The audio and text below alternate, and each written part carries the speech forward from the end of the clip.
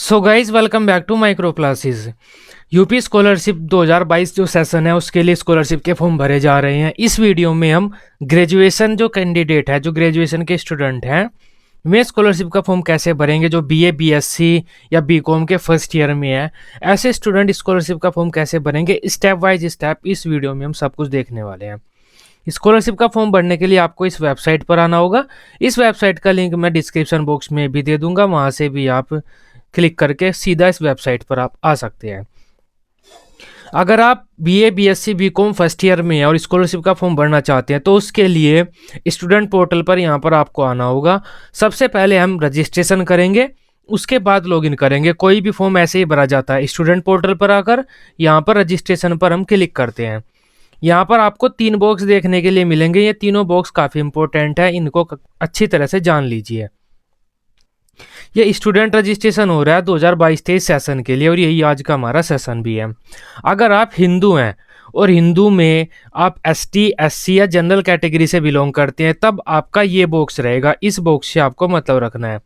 अगर आप हिंदू हैं और हिंदू में भी आप ओबीसी कैटेगरी वाले हैं तब आपका ये बॉक्स रहेगा।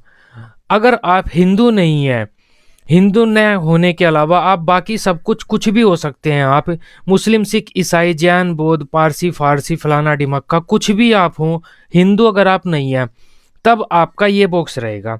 मुस्लिम अगर आप हैं और मुस्लिम में ओबीसी कैंडिडेट हैं आप, तब आपको इस बॉक्स से मतलब रखना है, इस बॉक्स पे क्लिक करना है।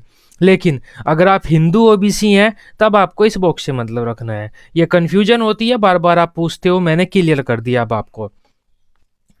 हर बॉक्स में आपको 3-4 ऑप्शन मिलेंगे। इनका काम मतलब भी मैं आपको बता देता हूँ। प्री मैट्रिक का मतलब होता है 9th-10th, पोस्ट मैट्रिक इंटरमीडिएट होता है 11th-12th, post matric other than intermediate होता है जो आपके यूनिवर्सिटी के जितने भी कोर्सेज होते हैं, या IT engineering BSc BEd BTech जो भी होता है, बीएससी एमएससी वगैरह बीकॉम, वो सब कुछ हमारा post matric other than intermediate में आ जाता है। यहाँ पर भी post matric other than intermediate है, यहाँ पर भी post matric other than intermediate है। अगर आप दूसरे स्टेट के हैं, यूपी के रहने वाले नहीं हैं, यूपी में पढ़ रहे हैं, तब आप यूपी स्कॉलरशिप का फॉर्म भरना चाहते हैं, तब आपको post matric other than state पर क्लिक करना होगा। हम अभी एससी कैटेगरी के लिए एक ग्रेजुएशन फर्स्ट ईयर का फॉर्म भरेंगे, बीए बीएससी बीकॉम जो फर्स्ट ईयर स्टूडेंट है उनके लिए। तब हमें यहाँ पर post matric other than intermediate पर क्लिक करना होगा। हम इस पर क्लिक कर देते हैं। जैसे हम क्लिक करते हैं हमारे सामने रजिस्ट्रेशन का पेज आ गया। ये रजिस्ट्रेशन की डिटेल्स हैं, ये सारी डिटेल्स हमें फिल करनी होंगी। सारी डिटेल्स हमारी अंग्रेजी के कैपिटल लेटर में फिल की जानी है, वैसे भी अंग्रेजी के कैपिटल लेटर में ही आती हैं। और हाई स्कूल का जो हमारा सर्टिफिकेट है, प्रमाण पत्र, उसके आधार पर हमारी सारी डिटेल्स रहेंगी। ये यहाँ पर लिखा हुआ है, ध्यान रखिएगा आप। सबसे पहले हमें अपना वो जिला सेलेक्ट करना है 1 नंबर में, जिस जिले में हम अभी पढ़ रहे हैं। जो भी आपका जिला हो वो जिला आपको यहाँ से सेलेक्ट करना होगा। जो भी आपका जिला है वो आप अपनी मर्जी से सेलेक्ट कर लीजिए। आपका कॉलेज किस जिले में है, शिक्षण संस्थान। अब यहाँ से आपको अपने कॉलेज का नाम सेलेक्ट करना है, जो भी आपके कॉलेज का नाम है। एक कॉलेज के कई नाम आते हैं, जिस तरह आप यहाँ से ग्लोकल देख सकते हैं। तो अपने कॉलेज का नाम ध्यान से सेलेक्ट करें। अगर कॉलेज का नाम गलत हो गया तब आपको आपका कोर्स नहीं मिलेगा, जो भी आप कोर्स कर रहे हैं इस फॉर्म में। आगे जाकर दोबारा ही आपको रजिस्ट्रेशन करना होगा। हम अपने कॉलेज का नाम ध्यान से सेलेक्ट कर लेते हैं। उसके बाद हमें अपना वर्ग सेलेक्ट करना है। एससी एसटी या जनरल आप क्या हैं। अनुसूचित जाति एससी है, अनुसूचित जनजाति एसटी होता है और जनरल सामान्य होता है। हम एससी सेलेक्ट कर लेते हैं, अनुसूचित जाति। नंबर 4 में आपको अपना धर्म सेलेक्ट करना होगा, जो कि हिंदू ही आएगा। उसके बाद नंबर 5 में आपको अपना नाम यहाँ पर फिल करना होगा। जो नाम आपका 10वीं क्लास की मार्कशीट में लिखा हुआ है वो नाम आपको यहाँ पर फिल करना होगा। ठीक इसी प्रकार नंबर 6 में आपको अपने पिता का नाम फिल करना होगा। जो नाम आपके 10वीं क्लास की मार्कशीट सर्टिफिकेट है वहाँ पर जो नाम लिखा हुआ है उस नाम को आपको यहाँ पर फिल करना होगा। नंबर 7 में आपको अपनी माता का नाम फिल करना होगा। जो भी आपकी माता का नाम है वो माता का नाम आप 10th क्लास की मार्कशीट के अकॉर्डिंग फिल कीजिए।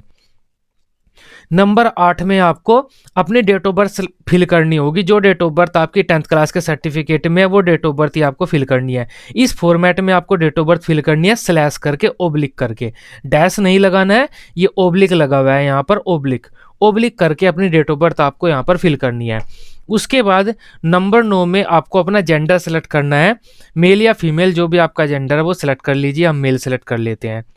अगर आप यहाँ पर फीमेल सेलेक्ट करते हैं नंबर 9 में, तब नंबर 10 में आपको एक ऑप्शन मिलेगा कि अगर आप लड़की हैं और आपकी शादी हो गई है और शादी होने के बाद आपके आधार कार्ड में आपका नाम बदल दिया गया है, तो वो जो बदला हुआ नाम है वो आप यहाँ पर फिल कीजिए।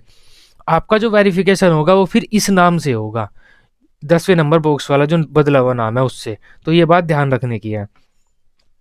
हाई स्कूल आपने किस साल पास किया है वो साल आपको यहाँ से सेलेक्ट करना होगा, वो तो आपको पता होगा हाई स्कूल आपने किस साल अपनी पास की है। हाई स्कूल का बोर्ड, आपका जो भी बोर्ड था वो बोर्ड आपको यहाँ से सेलेक्ट करना होगा। यूपी बोर्ड था, हम यूपी बोर्ड सेलेक्ट कर लेते हैं। यहाँ पर आपको अपने हाई स्कूल का रोल नंबर फिल करना होगा 13 नंबर बॉक्स में।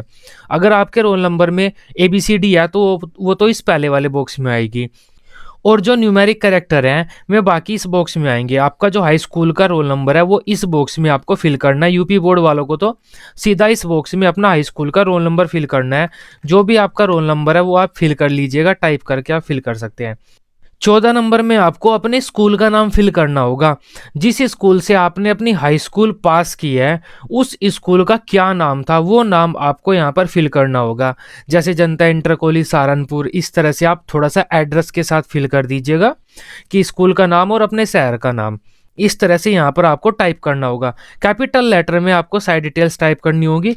वैसे भी कैपिटल लेटर में ही आता है ऑलरेडी, स्मॉल में आता ही नहीं है यहाँ पर कहीं पर भी।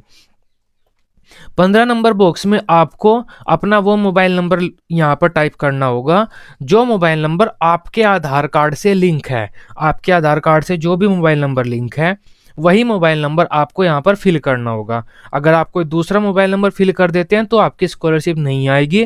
क्यों नहीं आएगी?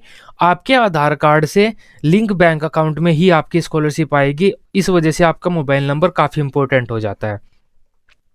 कोई लैंडलाइन नंबर है वो आप 16 नंबर में यहाँ पर फिल कर दीजिए, बाकी छोड़ सकते हैं। 17 नंबर में आपको अपनी ईमेल आईडी यहाँ पर फिल करनी होगी। कोई भी ईमेल आईडी जो आपकी हो पर्सनल, वो आपको यहाँ पर फिल करनी होगी। क्योंकि आप अगर पासवर्ड रिसेट वगैरह करते हैं तो मेल आ जाता है आपको, उस मेल के अकॉर्डिंग पासवर्ड रिसेट होता है आपका। तो अपनी ईमेल आईडी आप यहाँ पर फिल कीजिए। ये डिटेल्स मैं आपको भरकर नहीं दिखा सकता क्योंकि यूट्यूब मानता है ये पर्सनल जानकारी मैं किसी की दे रहा हूँ, तो मैं आपको बता रहा हूँ क्या क्या कहाँ पर फिल करना है। 18 नंबर बॉक्स में और 19 नंबर बॉक्स में आपको अपना एक पासवर्ड बनाना है। पासवर्ड कैसे बनाना है, किस प्रकार का बनाना है वो मैं आपको बता देता हूँ। बाकी यहाँ पर लिखा भी हुआ है पासवर्ड के बारे में, वो आप यहाँ पर देख भी सकते हैं। आपको अपना पासवर्ड कुछ इस तरह से बनाना है।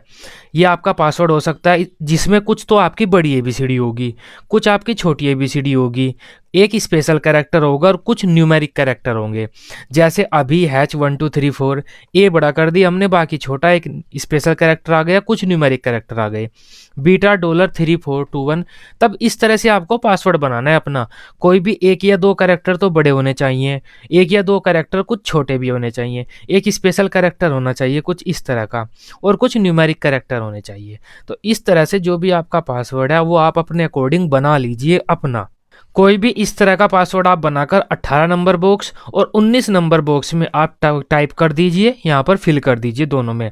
उसके बाद ये जो कैप्चा कोड दिया हुआ है उसे हम यहाँ पर फिल करते हैं 53779, और फिल करने के बाद सबमिट बटन पर क्लिक करते हैं। ये पूरी डिटेल्स भरने के बाद हम सबमिट बटन पर क्लिक करते हैं। एक बात और ध्यान रखिएगा, सबमिट बटन पर क्लिक करने से पहले आप एक बार अपनी सारी डिटेल चेक कर लीजिएगा, सब कुछ सही होना चाहिए।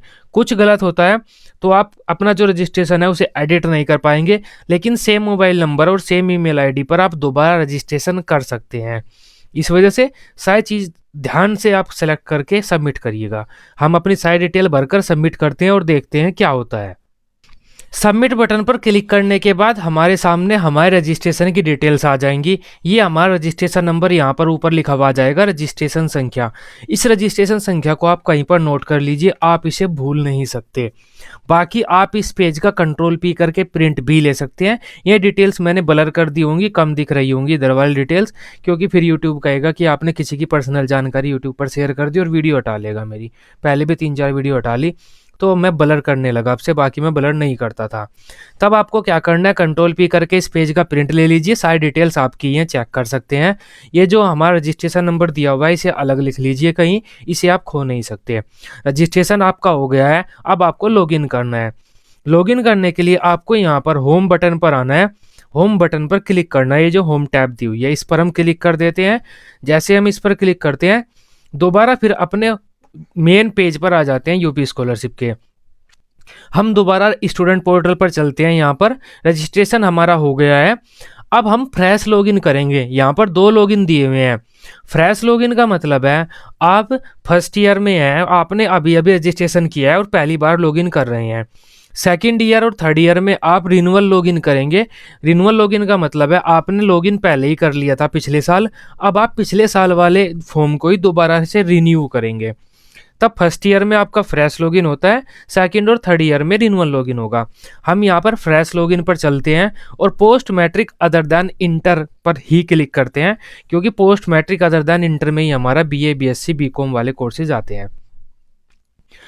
क्लिक करने के बाद हमारे सामने रजिस्ट्रेशन की डिटेल्स हमसे मांगी जा रही हैं। हमें अब क्या करना है, लॉगिन करने के लिए अपनी डिटेल्स फिल करनी है। यहाँ पर हमें अपना रजिस्ट्रेशन नंबर जो वो अभी आया था, मैंने आपसे कहा था अलग लिख लीजिए कहीं, वो रजिस्ट्रेशन नंबर फिल करना है। यहाँ पर आपको अपनी डेट ऑफ बर्थ फिल करनी है। यहाँ पर आपको अपना 5 नंबर में पासवर्ड फिल करना है। Registration number, date of birth, यहाँ पर आपको अपना पासवर्ड फिल करना है। उसके बाद ये जो कैप्चा कोड दिया हुआ है उस कैप्चा कोड को यहाँ पर फिल करना है आपको। ये जो 35691 दिया हुआ है, 35691 जो दिया हुआ है उसे फिल करके और सबमिट बटन पर क्लिक करना होता है। हम भी अपनी डिटेल्स फिल करके सबमिट बटन पर क्लिक करते हैं, देखते हैं क्या होता है। जैसे ही हम सबमिट बटन पर क्लिक करते हैं हमारे सामने हमारा मेन डैशबोर्ड खुलकर आ गया है। ये हमारे स्टेप हैं जो हमें अपने बीए बीएससी और जो बीकॉम उसका जो फॉर्म है हमारा फर्स्ट ईयर का उसे फिल करने में पूरे करने हैं। ये सारे हमारे स्टेप हैं, ये स्टेप हमें पूरे करने हैं। जैसे जैसे हम ये स्टेप पूरे करते रहेंगे ग्रीन टिक हमारा लग के आता रहेगा, यहाँ पर ग्रीन टिक होता रहेगा। रजिस्ट्रेशन करें, हमने कर लिया, ग्रीन टिक हो गया। रजिस्ट्रेशन की स्लिप भी हमने प्रिंट कर लिया, वो भी हमारा ग्रीन टिक हो गया। अब छात्रवृत्ति है तो हमें आवेदन पत्र भरना है। जैसे जैसे हम ये स्टेप पूरे करेंगे वैसे वैसे यहाँ पर भी ग्रीन करते करके आता रहेगा।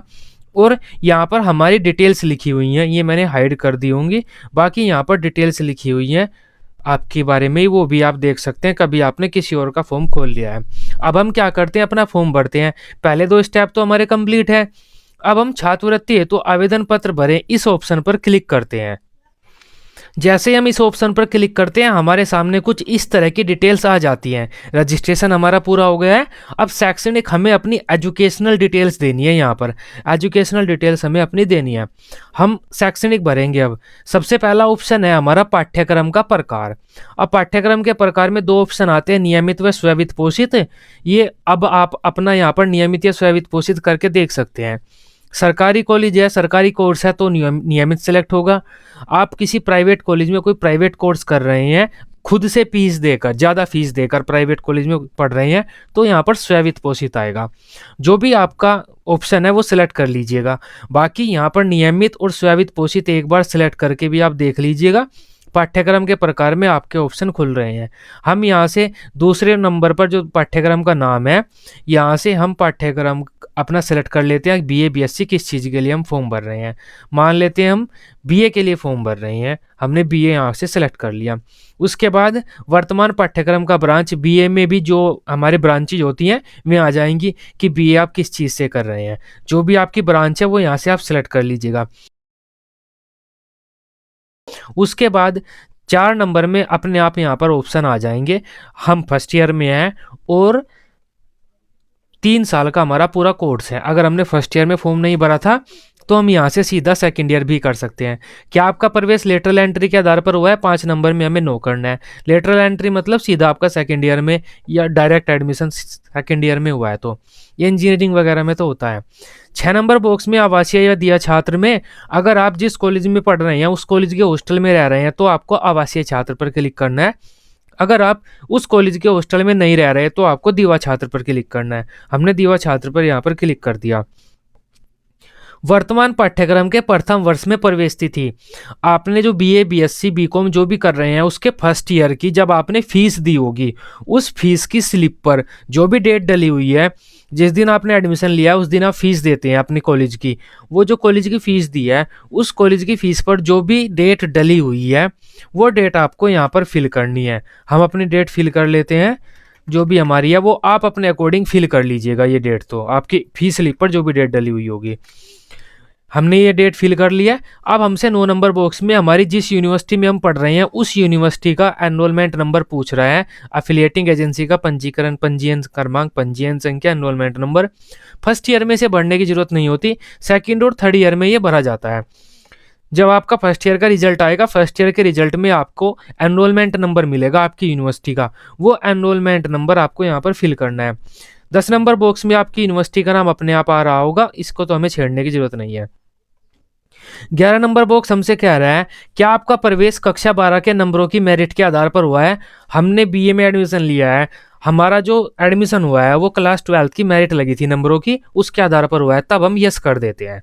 अगर आपका प्रवेश एंट्रेंस एग्जाम वगैरह के आधार पर हुआ है, 12वीं क्लास के नंबरों की मेरिट नहीं लगी थी, तो आप नो कर देंगे, सीधी सी बात है। पाठ्यक्रम की पात्रता हम यहाँ पर इंटरमीडिएट ही करेंगे, क्योंकि बीए बीएससी में इंटरमीडिएट ही पाठ्यक्रम की पात्रता होती है। क्या आप वर्तमान पाठ्यक्रम में प्रवेश, अब देखिए इसको अगर हम यस करते हैं तो हमारे पास यहाँ पर काफ़ी सारे ऑप्शन आते हैं। अगर आपका एडमिशन इनमें से किसी भी पेपर के तहत हुआ है, ये पेपर आपने अटेम्प्ट किया था कोई सा भी पेपर, उसके तहत आपका एडमिशन हुआ है, तब तो आप यस करेंगे, अदरवाइज आप तो नो कर देंगे, क्योंकि बीए बीएससी में कोई एग्जाम वैसे नहीं होता है नॉर्मल सी यूनिवर्सिटी का। अगर आप यस करते हैं तो आपको यहाँ पर अपना रोल नंबर फिल करना होगा पेपर का, किस साल आपका पेपर हुआ है, कितनी रैंक आपकी आई है, स्टेट रैंक यहाँ पर फिल करनी होती है, जनरल रैंक के, और कितने नंबर आपके पेपर में आए थे, ये डिटेल्स आपको यहाँ पर 13 नंबर में फिल करनी होगी। अब 19 नंबर की बात कर लेते हैं। 19 नंबर में हमें अपनी हाई स्कूल और इंटरमीडिएट की डिटेल्स देनी होगी। हाई स्कूल हमने कब पास की है, 2016 में पास की है, वो तो आप जानते ही हैं। आप अपनी डिटेल्स यहाँ पर दे सकते हैं, मैं तो आपको बता रहा हूँ किस प्रकार की डिटेल्स यहाँ पर आएंगी। पूर्णांक, हाई स्कूल में आपके कितने नंबरों में से नंबर आए थे, वे नंबर आप यहाँ पर लिखेंगे, टोटल नंबर कितने हाई स्कूल में से आपको मिले थे, कितने नंबरों में से। प्राप्तांक, अब कितने नंबर आपको मिले हैं वे नंबर आपको यहाँ पर लिखने होंगे प्राप्तांक में। प्रतिशत, कितना प्रतिशत आपका बन गया वो यहाँ पर आपको अपना लिखना होगा, ये मैं तो वैसे ही आपको लिख कर दिखा रहा हूँ।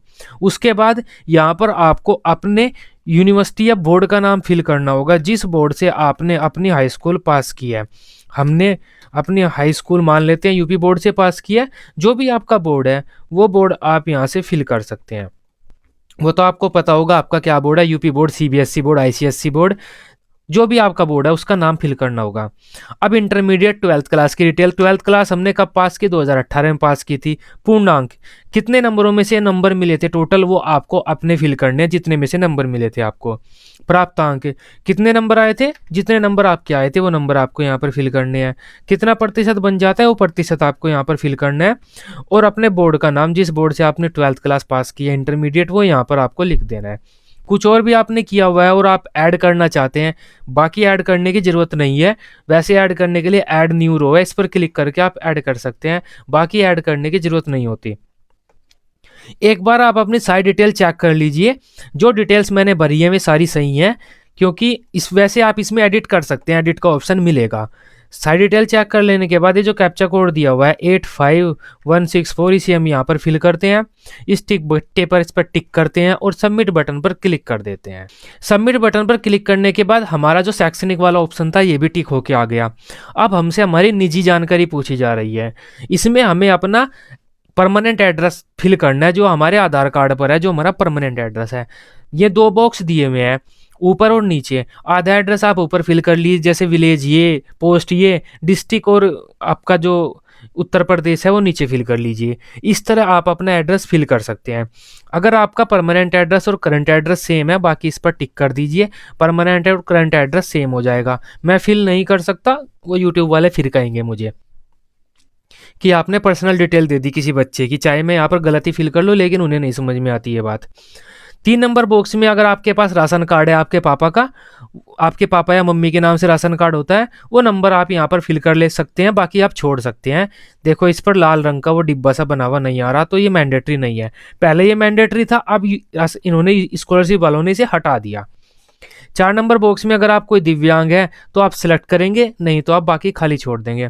5 नंबर बॉक्स आपके मम्मी पापा के बारे में पूछ रहा है। अगर आपके मम्मी पापा थोड़े भी पढ़े लिखे हैं आप यस कर दीजिए, या फिर अदरवाइज बिल्कुल भी पढ़े नहीं है तो आप नो कर दीजिए।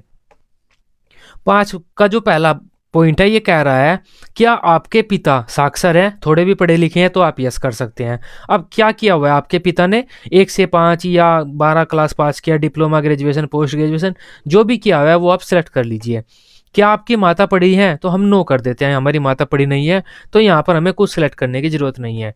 ये जो ऑप्शन दिए हुए हैं इन्हें आप खाली छोड़ सकते हैं, इनका ऐसा कोई विशेष रोल नहीं है स्कॉलरशिप मिलने में। बाकी आप इन्हें पढ़ लीजिए, टिक कर सकते हैं, कर दीजिए, कोई फर्क नहीं पड़ता। बाकी ये जो कैप्चा कोड दिया हुआ है उसे हम यहाँ पर फिल करते हैं 75947, और ये जो इस पर टिक करते हैं और अपडेट बटन पर क्लिक कर देते हैं। जैसे ही हम अपडेट बटन पर क्लिक करते हैं हमारा निजी वाला ऑप्शन कंप्लीट हो गया और हमारा बैंक वाला भी कंप्लीट हो गया। अब हमसे बैंक की डिटेल्स नहीं पूछी जा रही, पहले पूछी जा रही थी, अब नहीं पूछी जा रही। क्यों नहीं पूछी जा रही? हमारा आधार कार्ड जिस भी बैंक से लिंक होगा उस बैंक में हमारे पैसे स्कॉलरशिप के अपने आप पहुंच जाएंगे, तो आधार कार्ड से हमारे पैसे पहुंचेंगे। इस वजह से अब बैंक की डिटेल्स हमसे नहीं पूछी जा रही, अब सीधा शुल्क संबंधी डिटेल्स पूछी जा रही है। यहाँ पर हमें अपनी फीस फिल करनी है, वो पैसा फिल करना है जो स्कॉलरशिप वाले हमें देंगे। ये पैसा तो आपको अपने कॉलेज वालों से बात करके फिल करना है कि आपके कोर्स के लिए, आपकी क्लास के लिए, आपकी ब्रांच के लिए कितना पैसा फिल किया जाएगा इस यूपी स्कॉलरशिप के फॉर्म में। अनुमोदित नॉन रिफंडेबल अनिवार्य शुल्क, मतलब ऐसा नॉन रिफंडेबल शुल्क जो आपके कॉलेज वाले आपको वापस नहीं देंगे, स्कॉलरशिप वाले चाहे दे दें।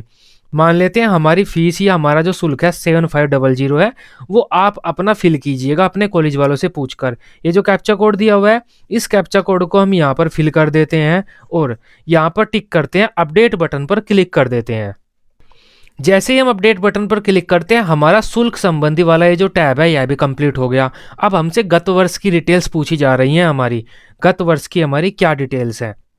सबसे पहले पॉइंट में हमसे हमारा गत वर्ष का परीक्षाफल पूछा जा रहा है।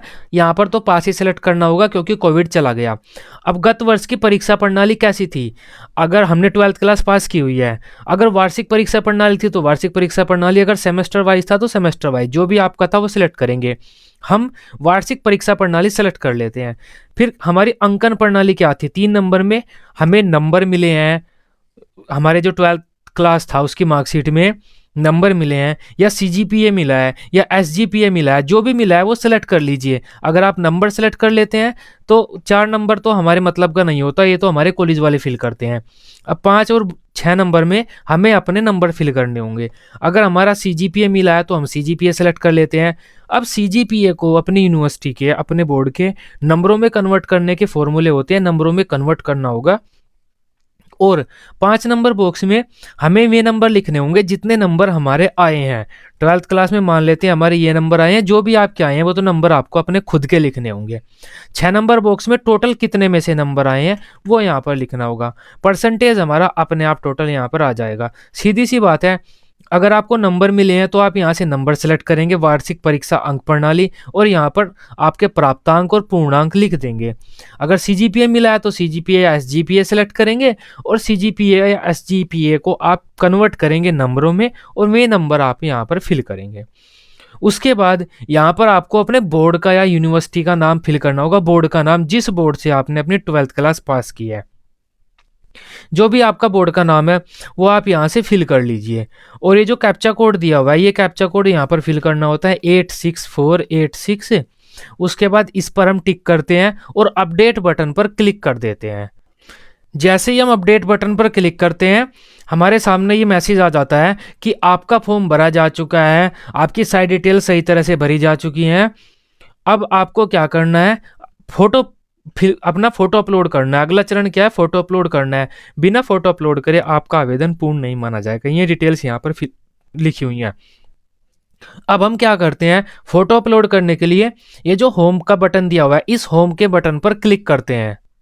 होम बटन पर क्लिक करने के बाद हम अपने मेन डैशबोर्ड पर आ गए। अब देखो हमारा छात्रवृत्ति हेतु आवेदन पत्र भरें, इस पर भी ग्रीन टिक करके आ गया और ये हमारा एप्लीकेशन फॉर्म वाला भी स्टेप 2 भी पूरा हो गया। अब हमें क्या करना है, फोटो प्रपत्र अपलोड करें, ये हमारा नेक्स्ट ऑप्शन है, नेक्स्ट स्टेप है।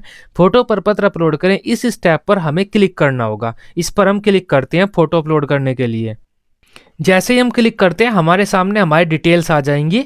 ये मैंने हाइड कर दी होंगी यूट्यूब की वजह से, कि यूट्यूब नहीं चाहता कि हम आपको कोई भी पर्सनल डिटेल दिखाएं, बस हम आपको बता सकते हैं कैसे कैसे फॉर्म भरा जाएगा। तब ये मैंने हाइड कर दी होंगी, ये डिटेल्स आपकी लिखी हुई होंगी। यहाँ पर चूज फाइल लिखा हुआ है, चूज फाइल पर जाकर क्लिक करके आपको अपना फोटो सिलेक्ट करना होगा और अपलोड फोटो पर क्लिक करके अपलोड कर देना होगा। 20 KB तक का कोई भी फोटो आपका JPG फॉर्मेट में अपलोड हो जाएगा। चूज फाइल पर क्लिक करते हैं हम और फोटो सिलेक्ट करते हैं। चूज फाइल पर क्लिक करने के बाद इस तरह से हमारा फोटो जहां पर भी है वहां पर जाते हैं और उसे सेलेक्ट कर लेते हैं। हमने अपना फोटो सेलेक्ट कर लिया। अब अपलोड फोटो पर क्लिक करके उसे अपलोड कर देते हैं। हमने इस पर क्लिक कर दिया, अब फोटो हमारा अपलोड हो रहा है। Your photo has been uploaded successfully, हमने इसे ओके कर दिया। अब हमारा फोटो अपलोड हो गया है, क्योंकि यहाँ पर व्यू फोटो आ गया है, इसका मतलब हमारा फोटो अपलोड हो गया है। अब हम होम बटन पर दोबारा क्लिक करते हैं, यहाँ पर फोटो हमारा अपलोड हो गया है। होम बटन पर क्लिक करने के बाद अब देख सकते हैं फोटो प्रपत्र अपलोड करें, इस पर भी टिक लगा हुआ आ गया है। अब हमारा आवेदन पत्र को संशोधित करें, ये वाला ऑप्शन खुल गया है। अगर इतने फॉर्म में हमसे कोई भी गलती हो गई है, ये जो फॉर्म हमने भरा है, फोटो अपलोड करा है या फिर जो छात्रवृत्ति है तो आवेदन पत्र भरा है, कोई भी गलती हमसे हो गई है, इस पर क्लिक करके आवेदन पत्र को संशोधित करें पर क्लिक करके हम अपने फॉर्म को एडिट कर सकते हैं। हमें कुछ भी एडिट नहीं करना है अपना। अब हम क्या करते हैं, सीधा नेक्स्ट स्टेप पर चलते हैं। नेक्स्ट स्टेप है हमारा आय एवं जाति प्रमाणीकरण हेतु। अब हमें क्या करना है, अपना आय प्रमाण पत्र या फिर जाति प्रमाण पत्र का नंबर फिल करना है और उसकी डिटेल्स हमें देनी है। इस पर हम क्लिक करते हैं। जैसे इस पर क्लिक करते हैं यहाँ पर हमारी डिटेल्स आ जाएंगी, जो कि मैंने हाइड कर दी होंगी, और यहाँ पर हमारा आय प्रमाण पत्र की डिटेल्स पूछी जा रही है। पहले हमारी आय प्रमाण पत्र की डिटेल्स पूछी जाएंगी, जैसे हम ये कंप्लीट कर देंगे सीधा फिर हमसे हमारी जाति प्रमाण पत्र की डिटेल पूछी जाएंगी। आय प्रमाण पत्र आवेदन संख्या, अब हमें क्या करना है, यहाँ पर अपने आय प्रमाण पत्र की आवेदन संख्या फिल करनी है इस बॉक्स में।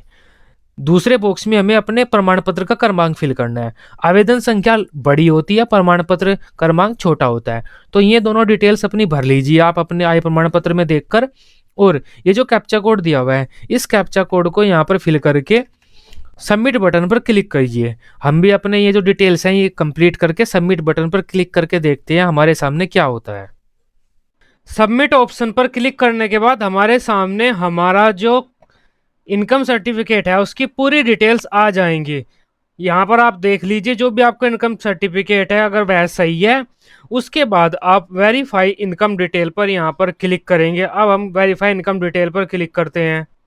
यहाँ पर हमारा इनकम सर्टिफिकेट वेरीफाइड हो गया, ये ग्रीन टिक करके आ गया है। ई डिस्ट्रिक्ट डाटा से आय प्रमाण पत्र संख्या मिलान सफल। ये हमारा आय प्रमाण पत्र वाला तो काम हुआ। अब हमारे सामने जाति प्रमाण पत्र के सेम चीजें आ जाती हैं। ऊपर हमें आवेदन फॉर्म संख्या भरनी है, यहाँ पर हमें जाति प्रमाण पत्र का क्रमांक भरना है, यहाँ पर हमें उपजाति भरनी है, हमारी जाति में भी उपजाति कौन सी है, और उसके बाद ये कैप्चा कोड डालना है। अब ये चीजें भरती हैं, ये लाल लाल लाल हट जाए यार। सबमिट पर क्लिक करने के बाद हमारे सामने हमारे जाति प्रमाण पत्र की सारी डिटेल्स आ जाएंगी। कहाँ से बना है, ये जाति प्रमाण पत्र है, ये नंबर है, दूसरा नंबर है, इशू डेट, नाम वगैरह, सब कैटेगरी हमारी, सब कास्ट, मतलब ये हमारी सारी डिटेल आ जाएंगी। अगर हमारी सारी डिटेल सही है तब हम यहाँ पर वेरीफाई कास्ट डिटेल पर क्लिक करते हैं और देखते हैं क्या होता है। अब जो हमारा इनकम सर्टिफिकेट वाला ऑप्शन है स्टेप 4 डन हो गया है। यहाँ पर भी हमारा इनकम सर्टिफिकेट जाते आय वाला स्टेप डन हो गया है। अब हमारा आ जाता है प्रमाणीकरण हेतु आधार नंबर डालें। अब हमें अपना आधार कार्ड वेरीफाई करना है। हमें आधार वेरीफाई करने के लिए सिर्फ 3 ही चांसेस मिलेंगे। 3 हमें चांसेस मिलेंगे हमें डेमोग्राफिक ऑथेंटिकेशन के लिए, और 3 चांसेस मिलेंगे हमें OTP ऑथेंटिकेशन के लिए। 2 ऑथेंटिकेशन होते हैं आधार के लिए, दोनों के लिए 3-3 चांसेस हमें मिलते हैं। यहाँ पर हमारी आधार कार्ड की थोड़ी डिटेल्स आएंगी, नाम आएगा, डेट ऑफ बर्थ आएगा यहाँ पर, और यहाँ पर हमें अपने आधार कार्ड का नंबर लिख लेना है। आधार कार्ड का नंबर लिखते हैं हम, उसके बाद देखते हैं क्या होगा। हमने अपने आधार कार्ड का नंबर यहाँ पर भी और यहाँ पर भी लिख दिया। तीन तीन चांसेस हमारे पास अभी भी बचे हुए हैं। ये जो कैप्चा दिया हुआ है इसे हम यहाँ पर लिखते हैं, इस डब्बे पर क्लिक करते हैं और वेरीफाई आधार पर क्लिक कर देते हैं। जैसे ही हम वेरीफाई आधार पर क्लिक करते हैं, यहाँ पर हमें प्रमाणीकरण सफल का ऑप्शन मिल जाता है। हमारा जो आधार डेमोग्राफिक ऑथेंटिकेशन था वह पूरा हो गया है। Click here for Aadhaar OTP authentication. अब हमें अपने आधार ओटीपी ऑथेंटिकेशन के लिए क्लिक करना है।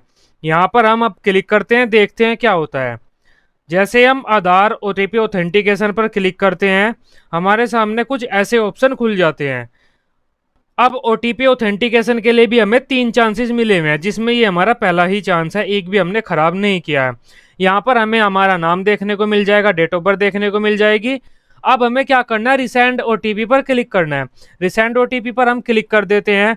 रिसेंड ओटीपी पर क्लिक करते ही हमारे फ़ोन में ओटीपी आ जाएगा। उस ओटीपी को हम यहाँ पर भरते हैं और उसके बाद वेरीफाई आधार बाय मोबाइल ओटीपी पर हम क्लिक करते हैं, देखते हैं क्या होता है। जैसे हम वेरीफाई आधार बाय मोबाइल ओटीपी पर क्लिक करते हैं, हमारे सामने यहाँ पर प्रमाणीकरण सफल आ गया।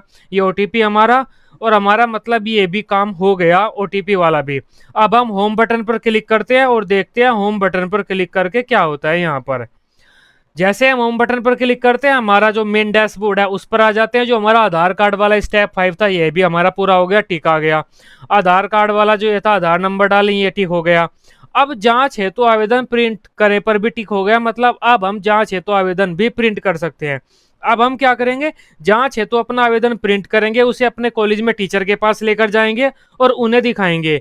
अगर कोई कमी होती है तो वे टीचर हमें बताएंगे कि यहाँ पर कमी है, उसे सुधारेंगे हम।